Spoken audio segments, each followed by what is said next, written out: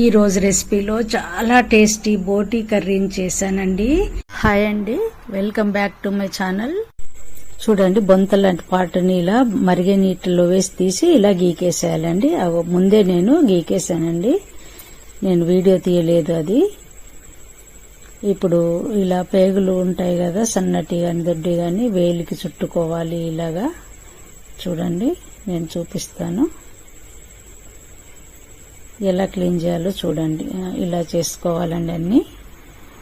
ఇక్కడ నేను 1 కేజీ బోటి తీసుకున్నానండి. కత్తిపీట లేకపోతే కత్తెరతో ఈజీగా కట్ చేసుకోవచ్చు. ఒక 5 మినిట్స్ లో అయిపోతుంది 1 కేజీ బోటి. ఇక్కడ పేగులను ఇంకా మిగతా పార్ట్స్ ని వేరు వేరు బౌల్లో వేసి కూడా నీట్ గా కడుక్కోవచ్చండి. అలా కడిగితే చాలా బాగుంటుంది. ఇది శుభ్రంగా బాగా కడుక్కోపోతే కూర అస్సలు బాగోదండి. ఈ విషయంలో మాత్రం చాలా జాగ్రత్తగా ఉండాలి కడిగే విషయంలో. చూడండి ఎలా కట్ చేసుకోవాలో నేను చూపిస్తున్నాను. నేను చేసినట్టుగా కర్రీ చేయండి, చాలా చాలా బాగుంటుంది. చూసారు కదా ఎలా కట్ చేశాను.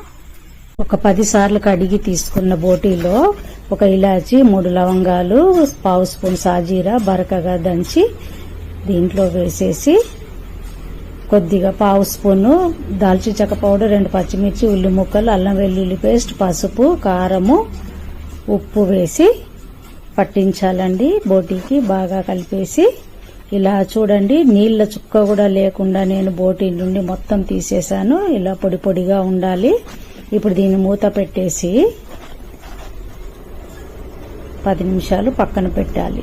స్టవ్ వెలిగించి కడాయి పెట్టి 1 గరిటెడు మాత్రమే ఆయిల్ వేసాను. 1 లవంగం, చిన్న దాల్చిన ముక్క, 1 ఇలాచి వేసి కొద్దిగా చిటపట్లాడాక 100 గ్రాముల ఉల్లి ముక్కలు వేసి సగం ఫ్రై అయ్యాక అల్లం వెల్లుల్లి 2 స్పూన్లు వేయాలండి, ఫ్రెష్ది. పసుపు, కొంచెము ఎండిన మెంతాకు వేసి ఫ్రై అయిన తర్వాత మ్యారినేట్ చేసి పెట్టిన బోటీని వేసి కొంచెం బాగా కలపాలి. స్టవ్ ఫ్లేమ్ హైలో పెట్టాలి.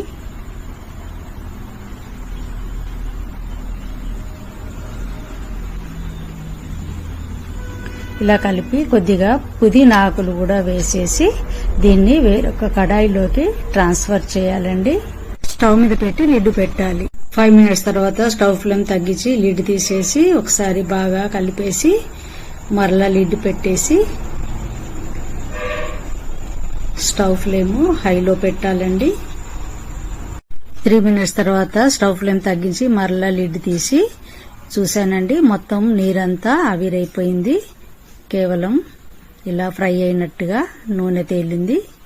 ఇప్పుడు దీన్ని స్టవ్ ఫ్లేమ్ పెద్దగా పెట్టి కొద్దిగా కలిపేసి మరలా తగ్గించి స్టవ్ ఆఫ్ చేసి దీన్ని కుక్కర్లో కంపల్సరీ ఉడికించుకోవాలండి. కడాయిలో కొద్దిగా నీళ్లు పోసేసి కుక్కర్లో పోయాలండి. మరికొన్ని నీళ్లు పోసేసి కుక్కర్ని లిడ్తో క్లోజ్ చేసి స్టవ్ వెలిగించి స్టవ్ మీద పెట్టాలి. స్టవ్ ఫ్లేమ్ సిమ్ లో పెట్టి కుక్కర్ పెట్టాలి. హాఫ్ అన్ అవర్ తర్వాత లిడ్ తెరుస్తున్నానండి. ఇది ఎంత గుమ్మగుమ్మ స్మెల్ వస్తుంది. దీన్ని వేరే బౌల్లోకి నేను ట్రాన్స్ఫర్ చేశాక మీకు చూపిస్తానండి. ఇది చాలా బాగుంటుందండి, తప్పకుండా ఒకసారి ట్రై చేయండి. దీంట్లో ఇంకా ఏమీ వేసే పని లేదు. Thank you for watching. Please like, share and subscribe.